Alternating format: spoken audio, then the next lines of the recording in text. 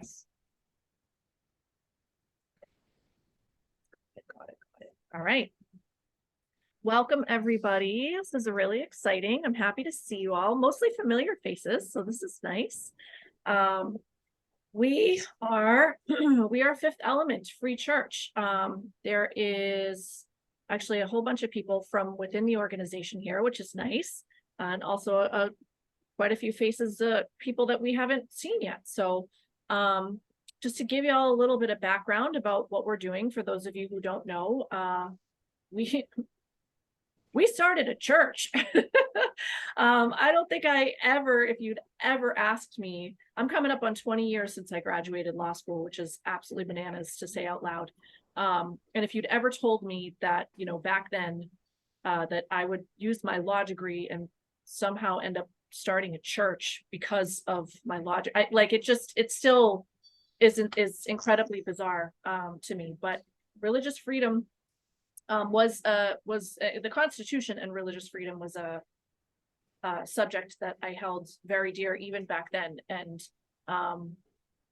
it's I guess it's a blessing to really be able to kind of be walking that walk at this point in my life.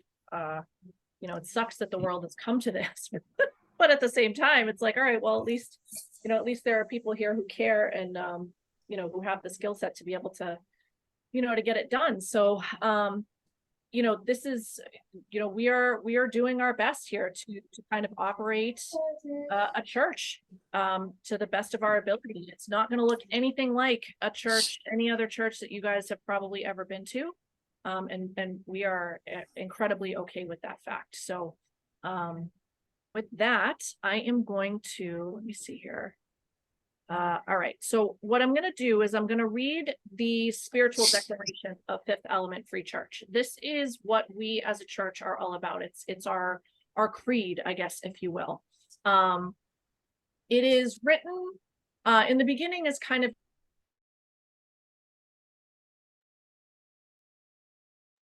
I got muted. Sorry, I accidentally muted you. Did I say something? I won't do it again. Jordan. God, you're a resident millennial. You're not supposed to make mistakes with technology. What the hell? No, I'm kidding. All right, so declaration. I'm going to read it out loud for everybody. And, we're kind of just trying to feel our way through, like, what does this ceremony or, kind of look like? And I feel like it's important to get this out there, because this is kind of what unites all of us. And to the extent that people who believe the things that I'm about to read out loud, then please, by all means, bring your friends, right? Towards the end, you will see that there is a prayer that is, that forms part of the declaration and involves an energetic cord cutting. I am actually going to do an energetic cord cutting while I read it. I invite you guys to read it along with me if you feel comfortable doing so. You certainly don't have to. And to do that, I'm going to use this bad boy here. So this is a gold sheen obsidian ceremonial knife. It is not very sharp at all. I don't think I could actually hurt anybody with this thing, but it is wonderful for cord cutting. Obsidian is volcanic glass. It is very, very earthy stuff. Also very, very fiery stuff. It's great for grounding. And so if anybody here is not comfortable with the idea of having energetic work done to them, please, by all means, you can private message me. I will kind of leave you out of it. Or you can simply just take your energy back, right? I can't, you have to consent to all of what I do. And so if you don't, then it's no harm, no foul. And don't worry, you can absolutely take back up energetic cords that have been cut. People do it all the time. I'm actually really good at it. I don't recommend it, but it happens quite a bit. So, all right, with that, I'm going to share screen. Oh, wait, also the disclaimer I'm going to give you of the gong. I don't know if you guys can see this bad boy. This is the Dark Star gong. I love this thing. At the end of the prayer, I am going to hit this. Now, we are really big into sound and frequency here, right? Energetic healing through sound. This is something that Nicole and I actually do quite a bit of, and everything, like literally everything in the universe is sound, right? And we get, as human beings, we tend to get very off tune, right? Out of tune. And so the gong, this bad boy comes in at a really, really low frequency. It's really good for grounding if you let the sound move through you. Now, obviously, this is over Zoom, and so it's not going to sound as great to you guys as it would if you were sitting here. But do your best to not resist the noise of it if you if you can, because it's actually very cleansing, right? Like it's jarring at first because it's loud, but then afterwards you kind of can feel like your energy go like whoop. Oops, do I have the wrong thing up here? Hold on. I put the wrong thing up. I probably did. 1 second, please. I have too many things on my stuff. There we go. Okay, now let's try it again. Let's try this. Okay. All right, so Fifth Element Free Church is a congregation of men, women, and children who believe in God, the creator, the universe, etc. We recognize that there are infinite interpretations of this divine and supernatural power, and that God is too big, too powerful, and too complex for any human being to fully comprehend. As such, in the eyes of this church, all iterations of God are true, valid, and welcome. We are unified in our belief that the God of our respective understanding has created the earth realm in which we reside to be a paradise for humankind. However, humankind has been diverted far from God's divine plan. Our realm has been infiltrated by evil entities whose influences pull us further and further from God every day. We believe that God's true nature is being intentionally hidden from us. This evil has permeated every single facet of our lives here on earth: medicine, education, government, food supply, entertainment, and organized religion, to name but a few. Never has this infiltration been more apparent to us than it is now. We see it for what it is, and we do not consent to its authority. We reject it in its entirety and declare that God is supreme. We members of Fifth Element Free Church seek to return home out of our respective understanding, to the inherent balance of God's divine creation, and to the individual and collective sovereignty that is our birthright. This means that we must cease to give any energy whatsoever to infiltrated entities so as not to feed and contribute to the growth of the evil that is already all around us. This means in turn that we cannot fund, seek permission, or entangle ourselves with any person or entity that denies our God-given sovereignty. God has placed this knowledge in the hearts of each and every member of Fifth Element Free Church. His will be done. We believe that a healthy body is the best way to foster a connection to God. We therefore deny the legitimacy of any person or entity that purports to limit our sovereignty of body. To this end, we seek only to consume pure, unadulterated food and water. We reject as ungodly all evil attempts to poison, alter, and regulate our food supply. We also believe that God created the body to heal itself, using healthy food as a first line of defense. As such, we reject much of Western medical advice, seeking instead to support the body in its natural ability to return itself to homeostasis. True freedom can only exist in a society where every man, woman, and child is the ultimate authority over the temple that houses their soul. In all matters, on behalf of ourselves and our children, we declare a divine right to retain bodily autonomy. That is God's will for us, and we will not defy it. We believe that an open and malleable mind is the best way to foster a connection to God. We therefore reject as evil all attempts to prevent our members from exercising their freedom of speech, thought, and expression. To this end, we seek to educate our congregation without unwelcome influence or interference. We do not subscribe to any one-size-fits-all education model, and we firmly believe that evil forces try to keep our minds small and caged from a young age. Small minds do not notice their chains. They labor for and feed the very evil that enslaves them. We reject this evil. We deny its authority.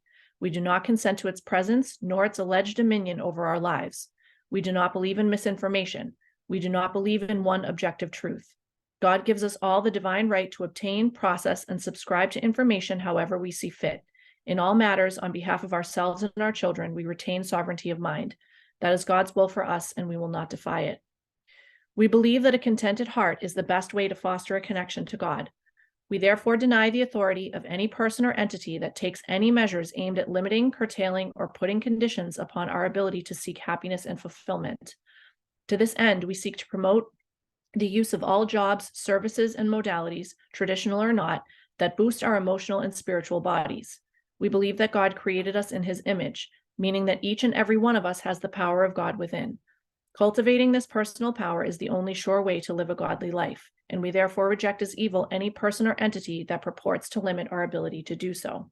We labor in service of God and God alone.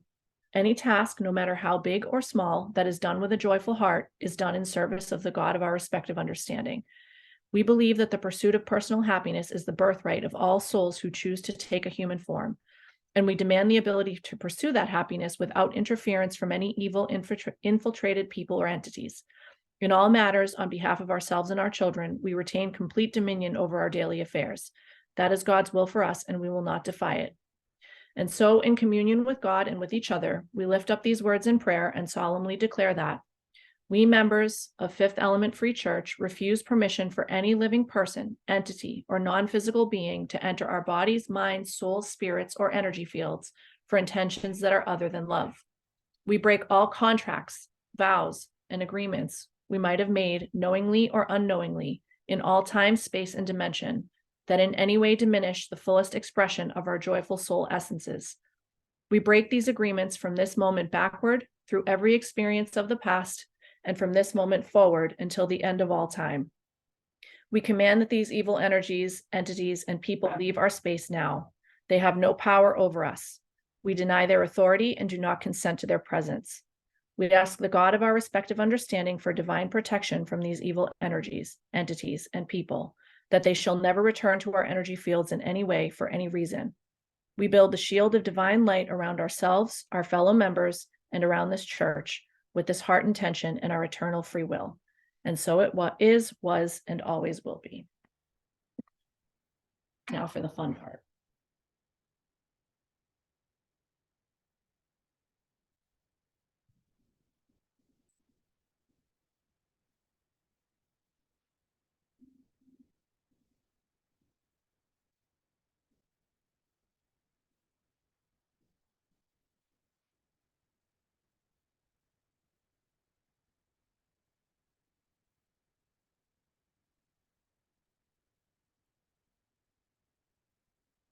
I really wish you guys could be next to this thing when I hit it.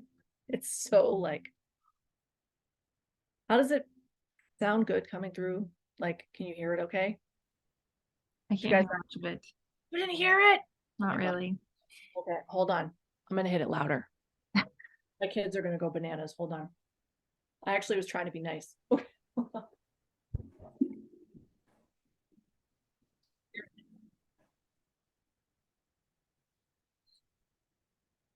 All right. I hate Zoom.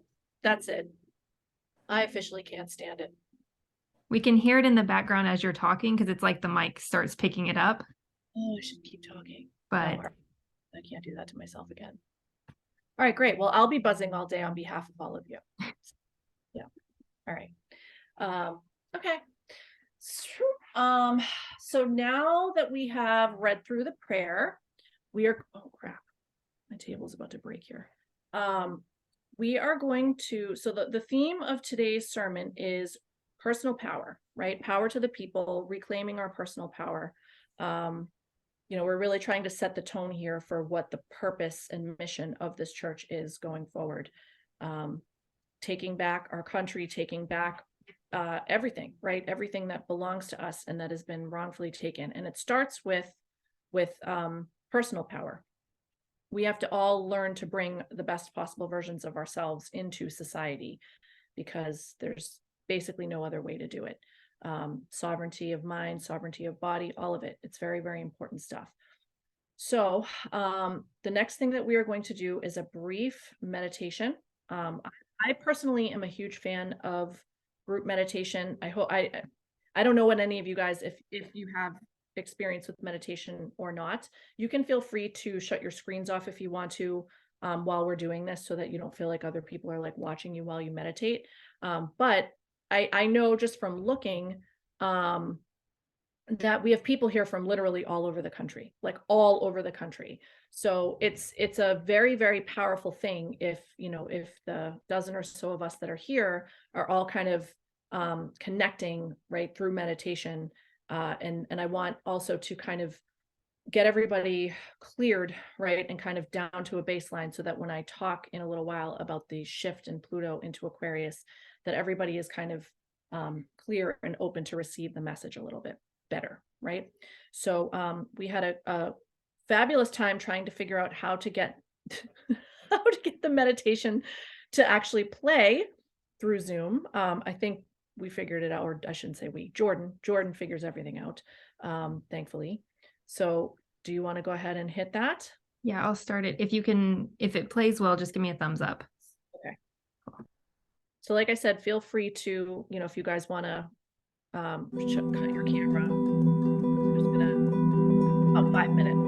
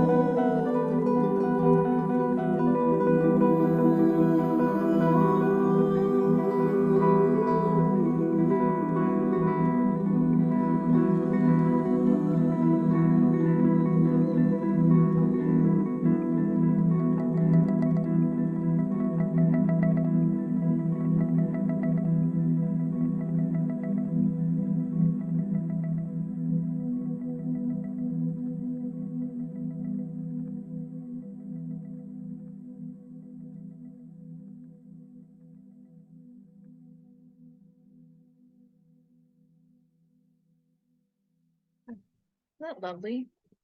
Found that music last night and I was like, oh, okay. All right. Now I can't.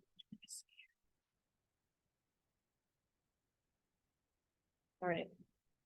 Power to the people. Let's talk about it. So the theme, power to the people, chose me. I did not choose it.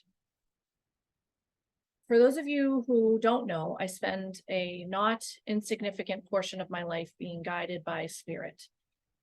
And this is a story for another sermon, but hearing spirit, I'm a clairaudient person, so usually it comes through as hearing spirit used to scare the ever loving shit out of me. Fast forward several years and a lot more sobriety under my belt, and now I don't know what I would do without spirit's guidance. And so when I consulted spirit about what I should talk about during this inaugural sermon for our church, the answer came back pretty loud and pretty clear: power to the people. Now, I'm a huge music person, and it's not at all uncommon for spirits to speak to me through music. It actually happens all the time. So when I heard power to the people, I, of course, started to sing the John Lennon song in my head. And when I had some downtime later on that day, I Googled the lyrics, thinking that I was going to stumble upon a gold mine of abundant inspiration for this sermon. I was, however, thoroughly unimpressed with what I ultimately found there. The lyrics to that song are just awful. I don't know if you've ever looked at them, but and I'm not the only one who thinks so. Actually, years after the song was released, John Lennon was actually quoted as being incredibly embarrassed at how asinine and simple the lyrics were. He was kind of surprised that it became a hit, but in any case, so it was back to the drawing board for me, which in this case means I sit and I wait for more inspiration, because this is not the type of thing that you can force. And spirit never disappoints. I do get nervous every now and again, and I like to kind of impose my will on the universe. I'm actually very good at doing that, but I learn every day, bit by bit, that divine timing is actually always perfect. So sure enough, a few days ago, a John Lennon quote came across my Facebook newsfeed, and it was exactly what I needed to see. It really got me thinking about the themes that I wanted to talk about here, because I can come on here and I can talk about the astrology all day, but it's not always as easy to bring that the sky down right to earth, and to make it make sense in in more of a spiritual way, I guess. So the quote that I found from John Lennon says, "I'd rather let my spirit fly free than be caged by religion. Become a Buddha, not a Buddhist. Become a Christ, not a Christian. One implies an awakened state of consciousness, the other a dogmatic approach to life. God is too big for one religion. Love and quantum physics are my religion. At one level, all religious traditions have the same aim: to transform the individual into a positive being. I love Jesus, I love Shiva, I love Krishna, I love Buddha. All rivers lead to the same ocean."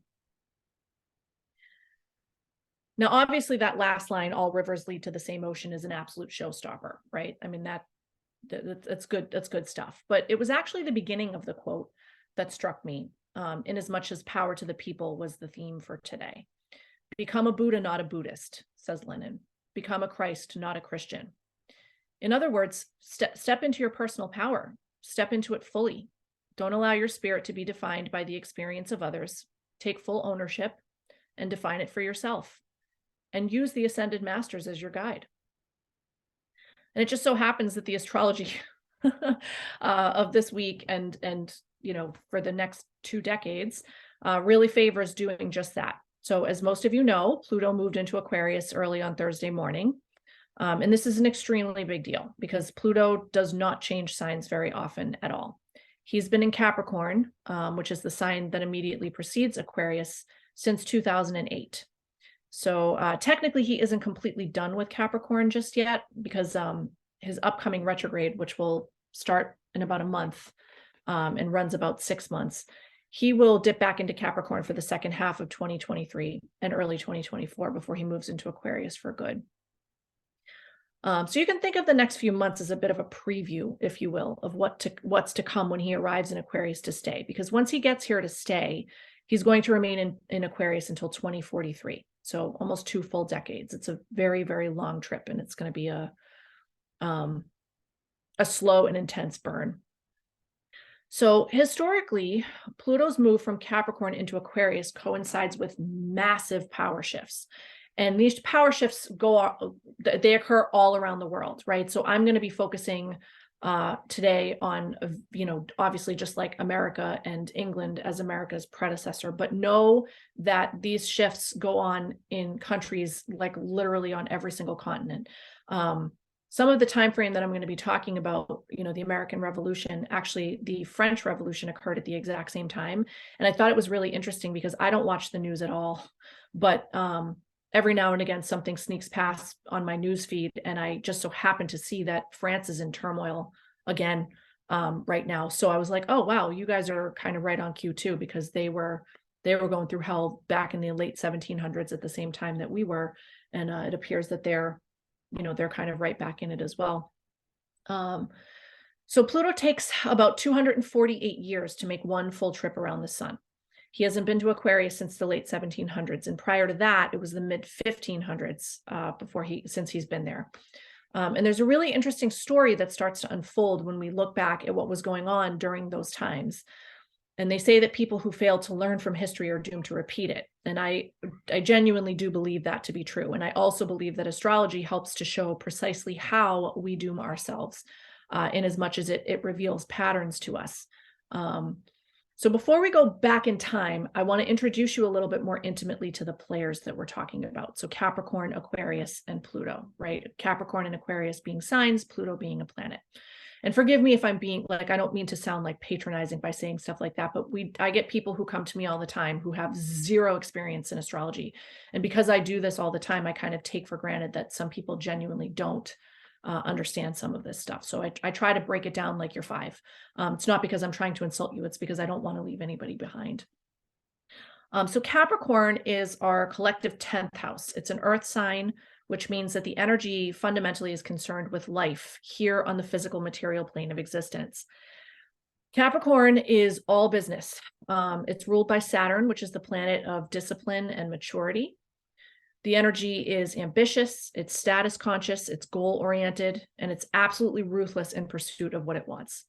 The sign rules the structures that prop up society. So think governments, banks, the media, the monarchy, any and all forms of institution. That's all the province of Capricorn. Aquarius, the very next sign, is our collective 11th house. It's an air sign. It is not a water sign. I find myself having to correct people on this quite a bit because it's the water bearer. So I get it, right? But the water actually that the Aquarius bears is a metaphor for knowledge. So Aquarius is an air sign, and air signs are fundamentally concerned with the realm of the mind, the intellect, and communication. The energy in Aquarius is innovative, it's progressive, it's rebellious, and it's humanitarian. Aquarius pushes for radical social change and group effort. It's ruled by Saturn and Uranus, an extremely contradictory pairing of planets. Saturn, again, which rules Capricorn as well, brings discipline, tradition, patience, responsibility, and maturity to the sign of Aquarius. Uranus, on the other hand, advocates for technology, revolution, freedom, independence, and liberty. So you can see how those two energies operate at cross purposes quite often, and why most of the Aquarians are probably walking contradictions, myself included. So they say that the job of each sign is to fix all of the bullshit that was caused by the sign immediately preceding it. Applying this rule of thumb to the transition from Capricorn to Aquarius, we see that the pillars of society in Capricorn, and then society itself in Aquarius. We see what happens when the power structure becomes too rigid, tyrannical, absolute, and unforgiving by the tail end of Capricorn. The people begin to rattle their cages. After all, if the support systems no longer work in favor of the society that they exist to sustain, rebellion and revolution become foregone conclusions, and that goes down in the Aquarius sector of the sky. The human spirit can only be contained for so long. It's give me liberty or give me death, right? Now, Pluto. Pluto is most often referred to as the planet that represents death. And while he certainly fits that bill, there's a lot more to Pluto's energy than just death. Pluto was, of course, the god of the underworld, but he was not considered to be an evil god. He was stern, he was cruel, he was unpitying for sure, but he was also capable of absolute justice. Very rarely does Pluto energy bring about actual physical death, although it certainly can. Most often, though, Plutonian energy brings about the permanent end of a cycle, an important stopping point that will initiate needed change because the old ways of doing things simply don't work anymore. Thus, Pluto is closely associated with transformation, metamorphosis, and new beginnings as well, which is where we tend to find the most power here in our human experience, after a necessary period of mourning whatever it is that Pluto has taken away from us. Pluto also represents the collective unconscious and the shadow. He operates on a deep, deep psychological level, purging anything that is no longer viable. He roots out everything. It's complete and utter destruction. I always know when somebody is going through a Pluto transit. These are the people who inevitably use the phrase dark night of the soul when they come to me for a reading. Literally, anytime I hear that phrase, the first thing I look for is where is Pluto transiting in the natal chart? And I'm literally never wrong about it. When he operates on an individual level, people absolutely crumble. Some area of their life just, I don't know if you've ever seen that movie, Inside Out, that Disney Pixar movie where like all of her systems start crumbling, like crashing down. It's that, right? That's Pluto. It's a great metaphor for Pluto, actually. Things just completely fall apart. It's devastating to the person. But eventually, as you work through whatever was being purged for you, you wake up one day and you realize that the thing that you lost during Pluto's transit, it really wasn't serving your highest and greatest good anyway. And now you have a perfectly clean slate and can make a genuine fresh start. So that's, truly where Pluto's power lies. Now, as I noted earlier, Pluto arrived in Capricorn in 2008. Almost immediately, the housing market crashed. So it seems that the banks, one of those glorious institutions, were on such tenuous ground that Pluto barely had to lift a finger to knock that pillar down. And I have news for you. The banking industry was never actually fixed. We'll most likely see evidence of that fact as Pluto ties up his last few ends in Capricorn later this year and into the next. And as Pluto wound his way through the rest of Capricorn over the course of the past decade and a half, the hits just kept on coming. Corruption at the deepest levels of our society has been relentlessly exposed to us for nearly 15 years now, culminating obviously with the COVID debacle. Now, some of the stuff we've seen our institutions do is so ugly that people actually refuse to believe that it's real. Lots of people actually refuse to believe that it's real. And that's a Plutonian signature, by the way, when people refuse to see the ugly, undeniable truth and they engage in full-on denial and gaslighting instead. Remember, as I said, he operates on the collective shadow, and most people are simply incapable of accepting what they see down there. They reflexively buck against it. These people are lying to themselves out of fear, and we saw this on full display with COVID. To this day, despite all of the evidence that continues to pour out, millions of people simply cannot accept the fact that they were duped. Now for our history lesson. We could certainly go back even further to begin the story, but it's Saturday and I don't want to keep you here too long. So let's start in London, 1527.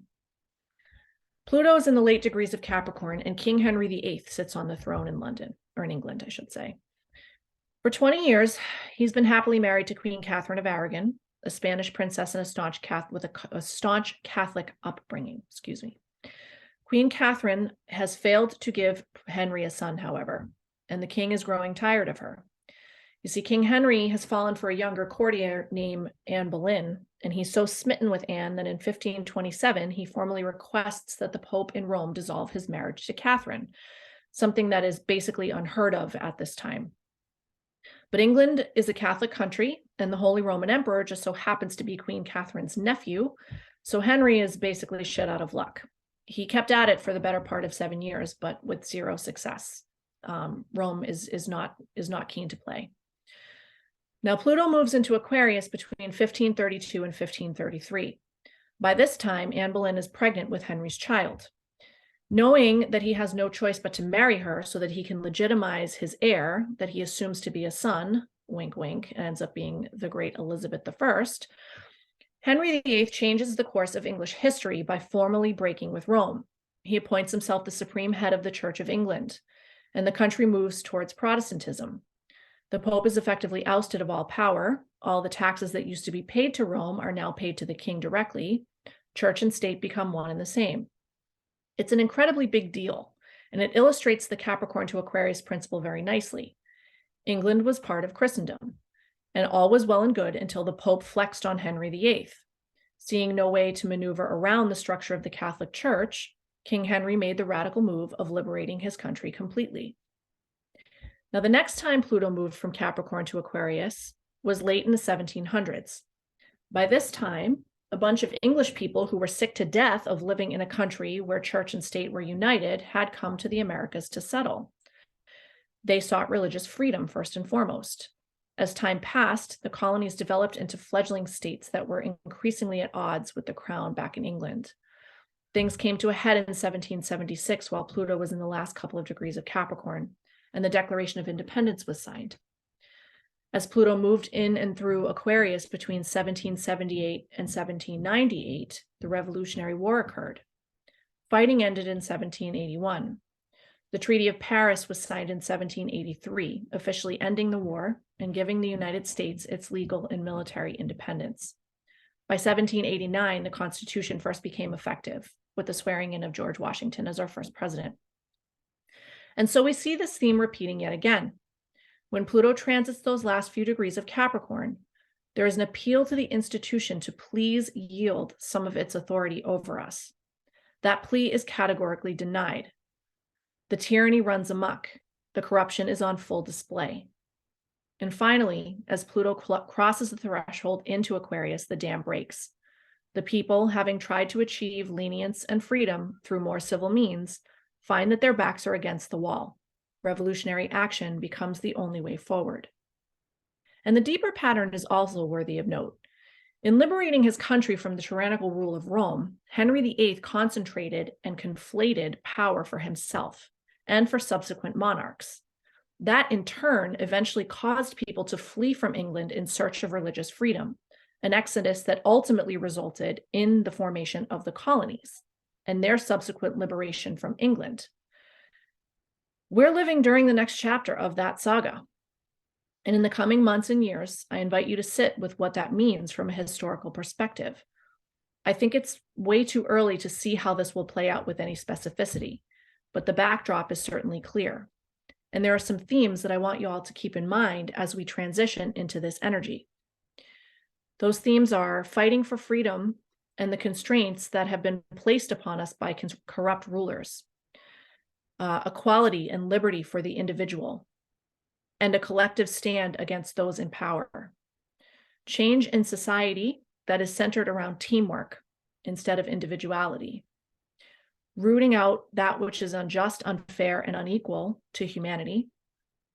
And a big one is going to be technology, specifically to what extent we as human beings let ourselves be enslaved by it. And so the giant clock in the sky says that it's time for the balance of power to swing in our favor. But first, the structure has to die. The way forward is sure to be bumpy, but we can each do our part. Ask yourself these questions. Are you rightly oriented to the concept and reality of your own power? Do you wield it in a way that is right and just in your own life? Or are you tyrannical in the pursuit of what you want? Do you give your power away? Because I can tell you with some certainty that if you made it this far, it's because your soul intends to see what happens during this next chapter. And the only way that we can rebuild society after it crumbles is by ensuring that each and every one of us is bringing the best possible version of ourselves to it.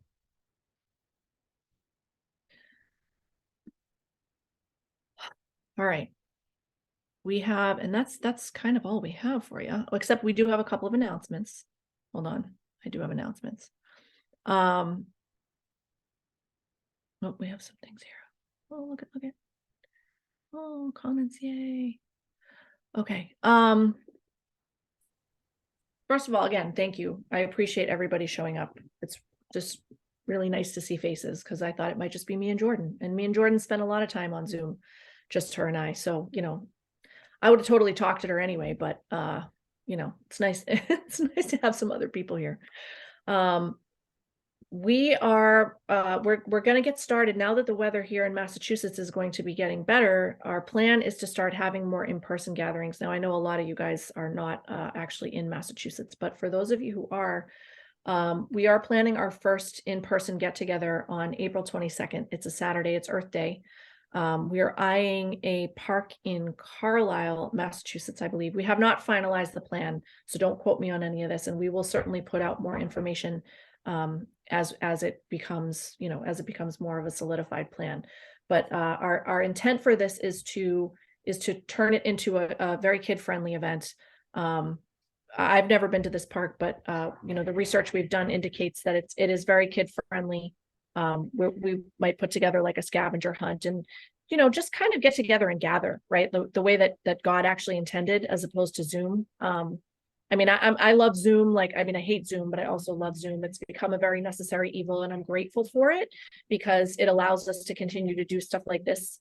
But I do also, those of us in Fifth Element do also very much believe that meeting in person and gathering together is essential for the human spirit, and that's really why we're here.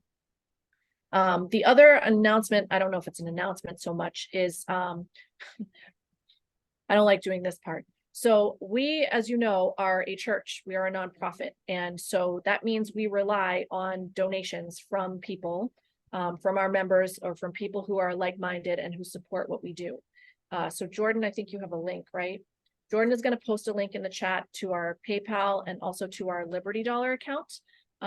If you like what you're hearing here, or if the Spirit moves you in any way and you'd like to give to us, we appreciate it. At this point in time, none of the people who are working for Fifth Element are taking any kind of salary for ourselves. We are just basically doing this because we believe very much in freedom.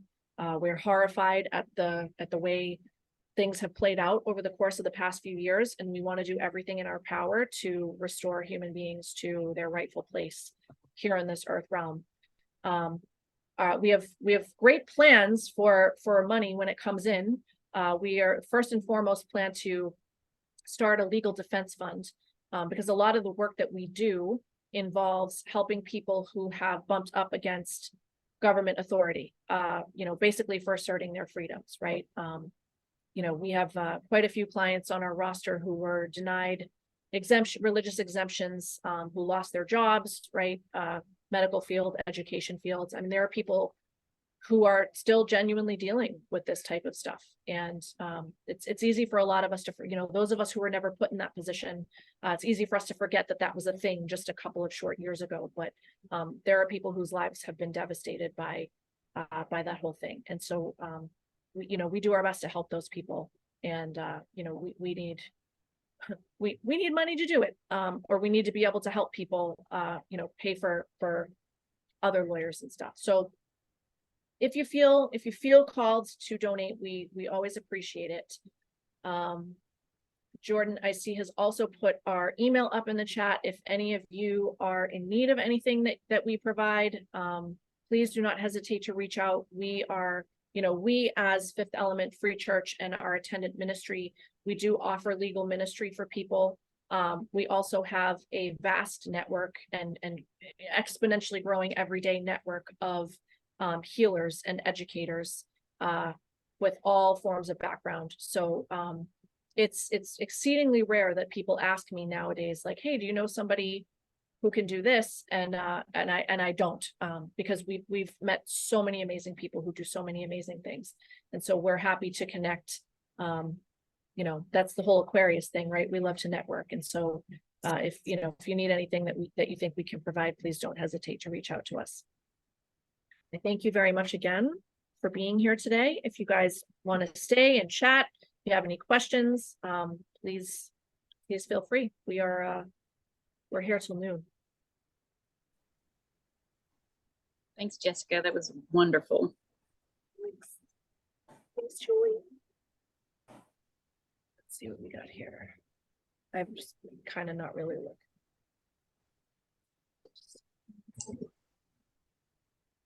The link for this meeting. Oh, yeah. Yeah, so we'll, going forward, Anastasia, we'll we'll have the link up. The link is, so right now we have it where? We It's sent on it our out. website. Yep, Yeah. in our Instagram. Mm-hmm. I believe we sent out a mass mailing as well. So Yep. if there's anybody here who's not on our mailing list and wants to get on our mailing list, then please, feel free to throw your email in the chat, or you can go to our website and sign up that way as well. We won't spam you, I promise. We send maybe like one email a month to most. And they're usually just to like tell you about stuff that's going on. It's not, we don't solicit or anything like that. Oh man, my kids almost made it the whole hour. One of them's outside the door right now. I'll tell you a funny story. So my 4-year-old discovered screwdrivers this morning. And while I was in the shower, he took the faceplates off of all of the light switches in the hallway. And so now I'm like afraid that he's actually going to notice that doorknobs can be taken off. Like with a screwdriver. I hear him out there and I'm like, what are you doing?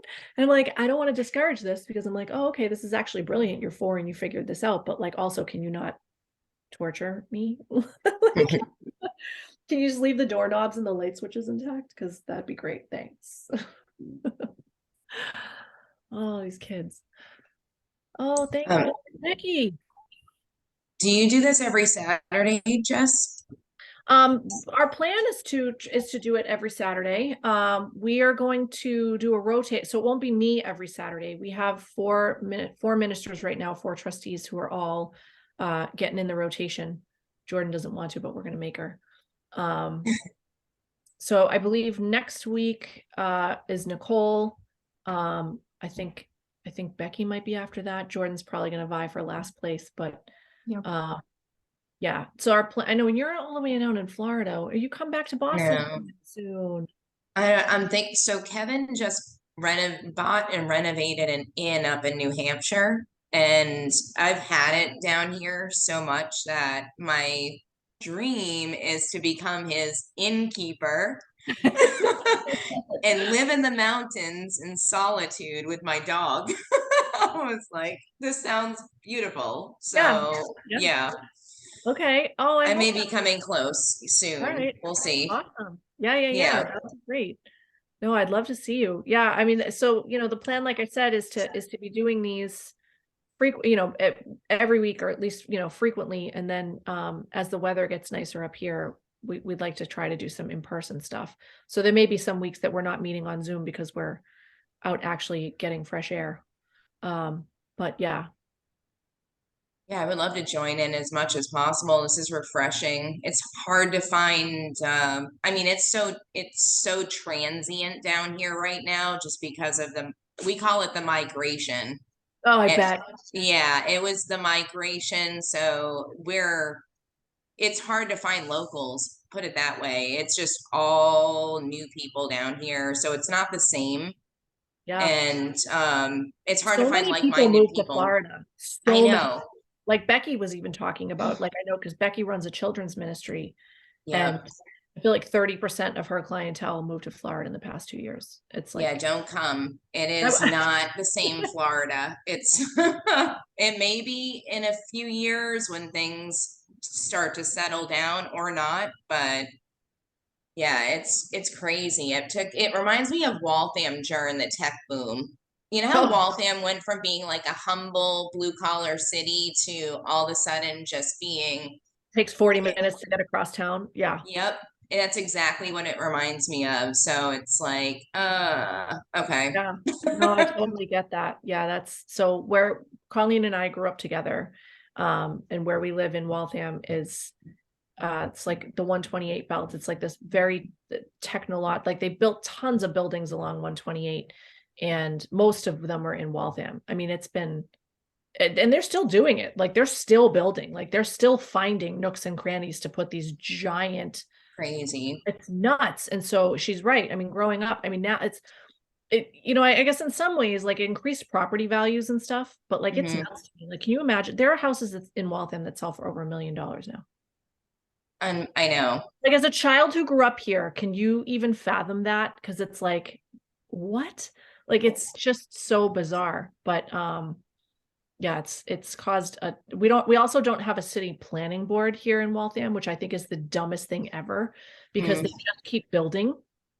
And there's nobody like within City Hall to be like, hey, maybe don't like, because they Right. put up the stuff and then like the traffic goes absolutely bananas, and then they have to like come in on the back end to like figure out how to like redirect traffic. And so they've actually pissed a lot of people off, because there's been a couple of instances in the last like 5 to 10 years where they've actually engaged in like government taking property, because they screwed the traffic pattern so bad that they've had to knock down houses to basically like fix the traffic problem. And so people just like have this, the city shows up at your door one day and is like, hey, we're literally taking your property, like move out. Well, that's what they did to the stigmatines, didn't they? To build a new high school. Yeah, it's a disaster. And They they stole blasted it. through God knows how much rock and destroyed half of the houses behind where the school is now. The foundations of those houses are all crumbling because of all the dynamite. It's Oh, gosh. I yay, know. government.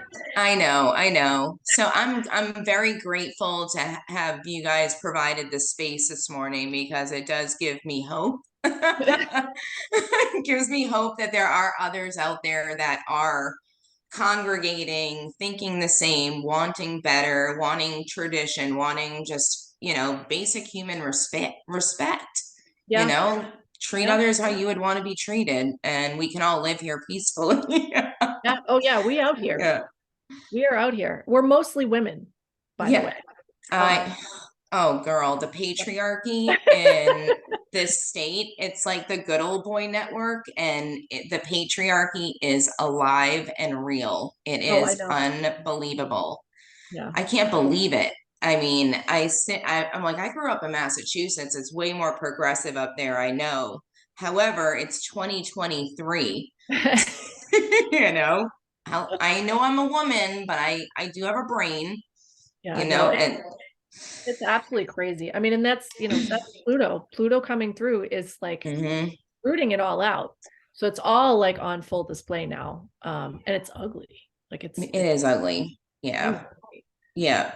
Yeah, no. So thank you for this. It was very nice. I loved the meditation in the beginning. It was really nice. I'm just really proud of you for everything that you've done. Seriously, you made me cry. I'm so mad you guys can't hear the gong. Yeah. I'm gonna have to put a speaker on it. Yeah, I think we'll have to get a dedicated speaker for the gong. Oh my God, can you It's imagine? just there. Look at this thing. It's so majestic. I know. I was so jealous that you got to feel the vibration, but I like that you said, like, don't just pretend, or what, like it's coming. Just feel it in your own way. Well, I we tried. do sound. Nicole, I think Nicole left, but her son has a play today. But we do sound healings, sound baths for people on the equinoxes and the solstices. And Nicole, I mean, when she gets on this gong, like people resist it though, right? Like, and I always try to explain to people, like, yeah, there's going to be parts of this that don't sound good to you. Those are the parts you need, right? That's literally your ears like alerting you to the locations in your body where you're discordant, right? Where your energy is off. So just do your best to kind of relax and allow. And it can be really hard for people, because this bad boy operates on like the low chakras. Oh, that's nice. And there are so many people who are so repressed down there. And so they hear the gong and they're just like, excuse me, I need to go to the bathroom now. Gets them moving in all the right places. But I love this thing. I gotta figure out a way to make it louder for people. Yeah. Well, thanks, guys. Thank you, Colleen. Yeah. You. Yep. I'm gonna keep following, keep joining in when I can, when there's the opportunity, and when I get up there, either for visit or if I move back, I will definitely join you guys in person. I'm very proud of you and appreciate this. Hit us up. I hope to see you soon. I know. Me too. I miss you. Miss you. Yeah. Alrighty. I'm gonna jump out and start my day. Thank you though. You're welcome. Everybody, hope y'all have a great weekend, and we will see you soon. Bye. Bye.